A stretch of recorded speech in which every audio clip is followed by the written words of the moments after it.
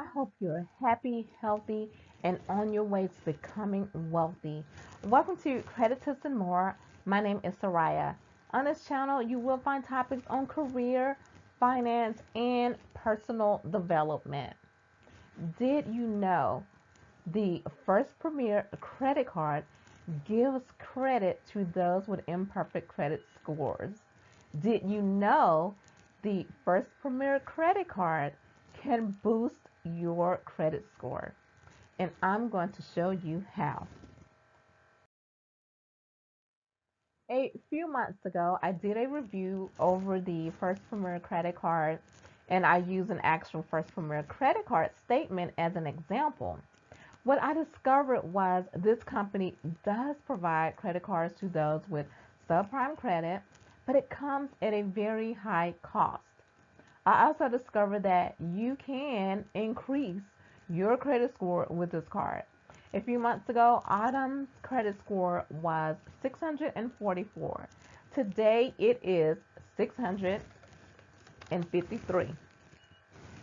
So things are looking up, and she will reach her goal of becoming a homeowner by the end of this year.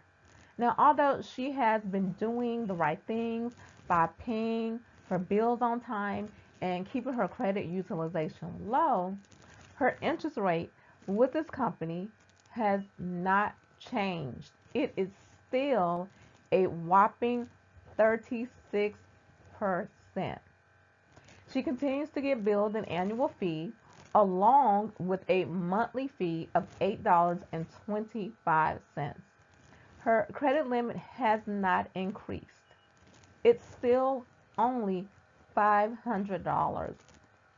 So let's just take a look at her score and what they are basing this number on. Let's check it out. So it says your FICO score for, based on TransUnion data pulled this year, is the score we use to manage your account. And it has a website for her to go to get further information about her FICO score. They also provide what is called a FICO score meter. On this FICO score meter, it lets you know what the minimum credit score is, and that minimum credit score is $300. It also tells you what the maximum credit score is. The maximum credit score that you can have is 850. It also gives you a little bit of information of how they came up with this score meter. It states FICO and the score lenders use or trademarks or registered trademark of Fair Isaac Corporation in the United States and other countries. They also provide two reasons as to what is impacting her credit score.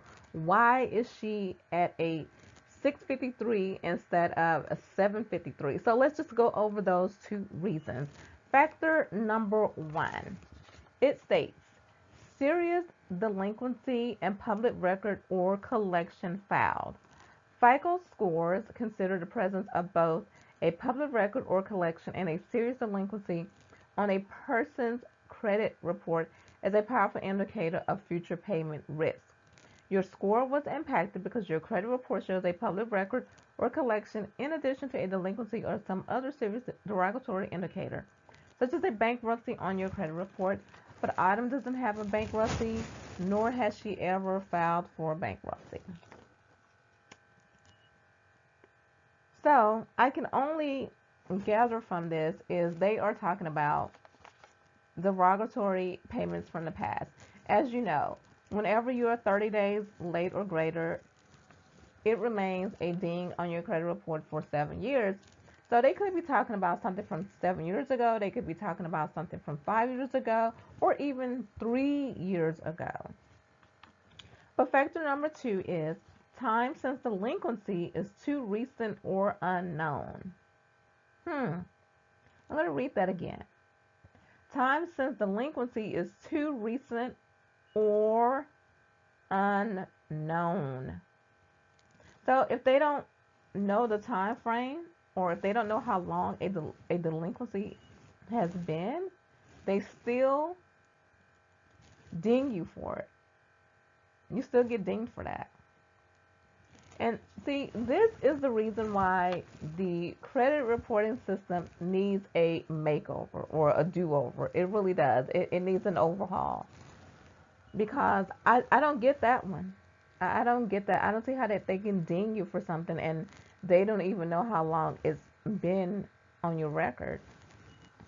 However, it goes on to say missed and late payments, including the number of missed payments, how late they are, and how recently they occurred, are important to FICO scores.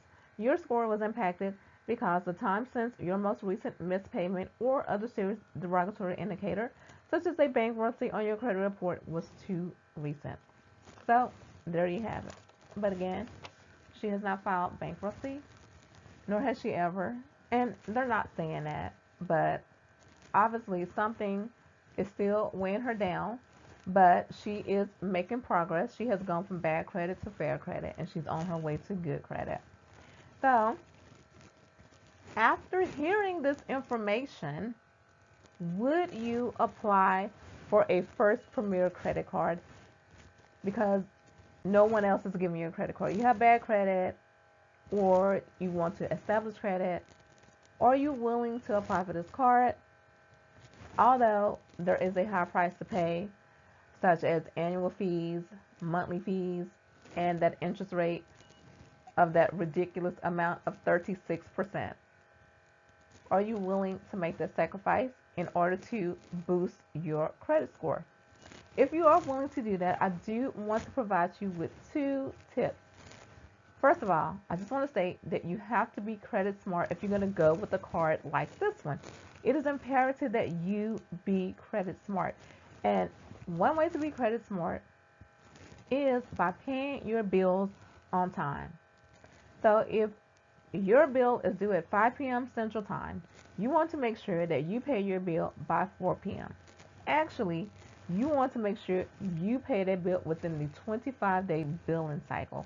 So you want to pay it as early as you can. As soon as you get that statement, I would be making a payment. I really would. Number 2, to be credit smart, you want to keep your credit utilization low. So what do I mean by credit utilization? It is your credit limit versus how much you owe. So if they give you a credit limit of $1,000, the most I would suggest that you use is 25% of that credit limit, which would be $250. And I'm talking about $250 within a year. Okay? Or if they give you a low credit limit such as $300, I would only use $30, which is 10% of the credit limit. And I would only use this card about 4 times a year. So no more than $120 on this card within the given year, within a 12-month span. And you may be thinking, well, what is the point of having a credit card if I'm going to barely use it? You have to remember, First Premier credit card is a subprime lender. You have to deal with them because either you don't have credit or you have some dings on your credit. Maybe it was because you were irresponsible or someone else caused your credit to have issues. Either way, you're going to have to make some sacrifices, and you are going to have to beat them at their own game. And the best way to beat them at their own game is to pay early and to use 10% of that credit limit. But if you must go higher, no more than 25% of your credit limit. So, this has been my update of Autumn's credit progress with First Premier credit card. Yes, she is definitely making progress, but at the same time, she is also paying a high price.